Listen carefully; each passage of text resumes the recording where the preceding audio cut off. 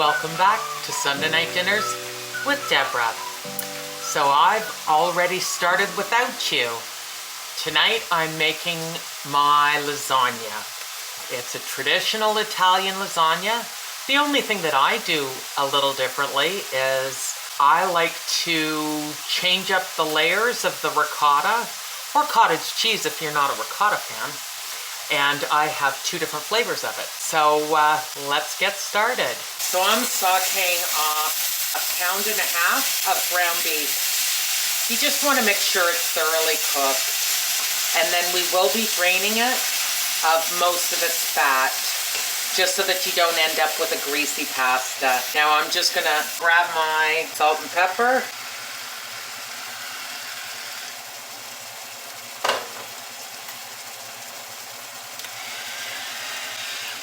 And there you go. It doesn't take very long at all to brown this up. Now you might be wondering, lasagna is not a very economical meal. It can be quite expensive when you have to add up all the jars of spaghetti sauce, tomato sauce, the ground beef, the parmesan cheese, the mozzarella cheese, the either ricotta or cottage cheese. It can get to be a little expensive. But here's what you do. You make one large 8x13 pan of it, and then you eat it for the first night. You have your 2 squares, 4 squares, however many people you're feeding. And then with the remainder, cut it up into squares, package it up, and freeze it. So that at any time, you can pull out however many squares of lasagna you need, and just pop it in the oven to reheat it. You could even reheat it in the microwave, but the oven is always better, but it's one way to spread the cost of that meal of the lasagna over 2, 3, 4 different meals. So it doesn't seem quite so bad. So we're almost done browning our meat. I'm just gonna get a large bowl and a straining spoon so that I can lift the beef, turn off the heat. I can lift the beef right out of the pan, and any of the grease is left in the pan so that it's not into our sauce. So I've got my ground beef. I've got some leftover spaghetti sauce from another meal, so I'm adding that in. And, you know, because there's always so much left in the jar, I put maybe an ounce of water in, shake it up. And now it's mostly cleaned out. Perfect. But it's not enough sauce. So I have a canned jar of tomato sauce that I made from gardens in the past. Always with a home canned item, you always want to smell it, look, and make sure it's still good, which it is. Yeah, I don't know if you can see that, but we've got the commercially canned sauce on this side that's quite pale, and then the dark red of the homemade sauce from homegrown tomatoes. If you ever get a chance to, grow your own. So we just mix this up with the ground beef, and I'm gonna taste it. I know my homemade tomato sauce is appropriately seasoned, and I know the store-bought one is, but I just want to make sure that it is to my liking. And if I need to adjust the seasoning, I can do it now. You can't do it once it's already built in the lasagna pan. So I got my spoon. It's perfect. Okay. So now I know. So the other ingredients. So I've got my tomato sauce. I'm going to set that aside. I have 2 bowls here. I have a big container of ricotta. So I split the ricotta into 2 bowls, and I'm going to add Parmesan cheese to both. A 1/4 cup of Parmesan cheese to 1 cup of ricotta, or whole curd. Cottage cheese works just as well. I'm going to put 1 egg into each, and then I'm going to put in pre-ground pepper, because we want very small flakes. We don't want large chunks. And in only one of them, I will put a 1/4 teaspoon of salt. The other one, I'm going to put a 1/4 cup of pesto. Now this is my homemade pesto from garlic I grew and basil I grew. And I make it in big batches every year and freeze them in small containers. And now I'm just going to mix these two up and we'll have different flavored filling for the lasagna. So I have my 2 mixed ricottas, and now we're at assembly time. Now I always buy oven ready lasagna. No one has time for pre-boiling pasta, or if they do, they're a much better person than I am. First we're going to spray our 9x13 pan.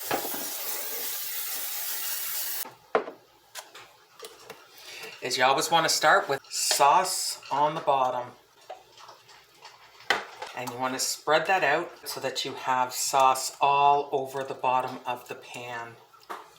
That's the only kind of rule that they say with ready to bake pasta, is you need to start with the sauce on the bottom. I've also grated up. I had a 600 gram, so that's 1.25 pounds almost, block of mozzarella cheese, but I still have about 1/4 of the block. I felt that that looked like enough. So now we just get to layering. Now, here's something that I've always done. It goes 4 across in this particular pan, and I bought 2 boxes of pasta just in case.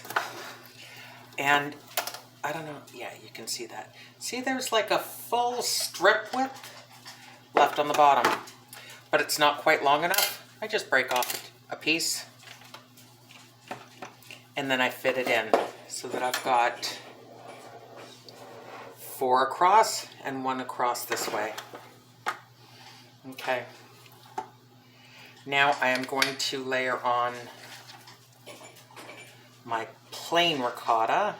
Well, I say plain, the one without pesto, because it does have the cheese, and I'm putting all of it in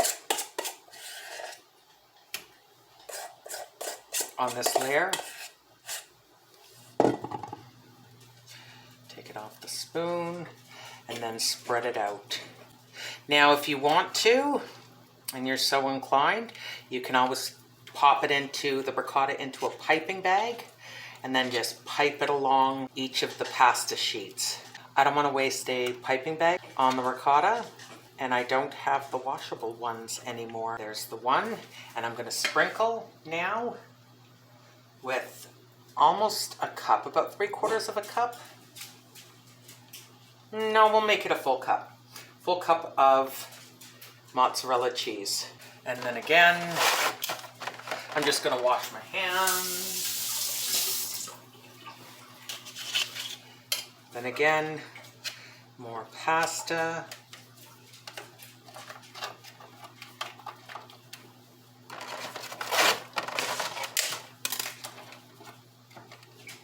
And then sauce.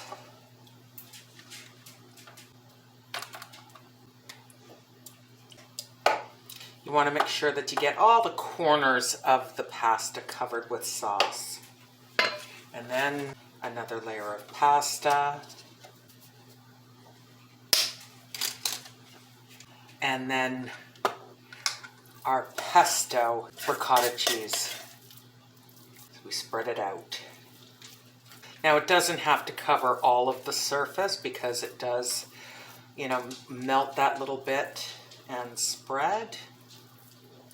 But you do want to try and get it as close to every corner as you can.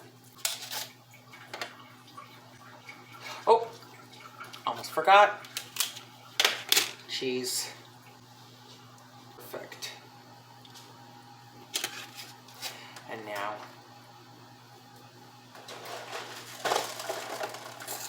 in the second box. Okay. And this is the top of the lasagna. So we're putting the last of the sauce on it.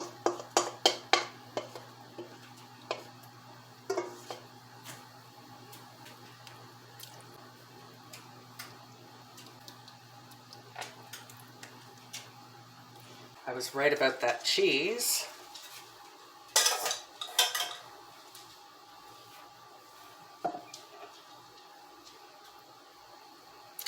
Sprinkle the mozzarella on top. And then top with a sprinkle of parmesan. Now you don't want to use your best quality parmesan.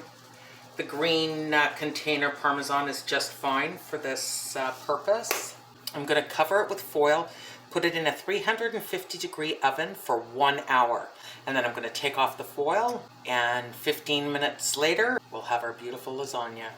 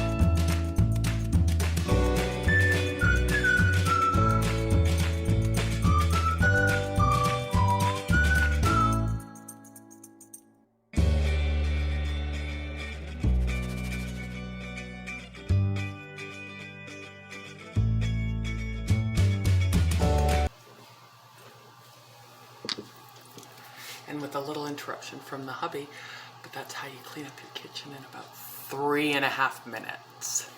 So the timer just went off, and I did put the lasagna on a tray in case there was any spillover, which there wasn't.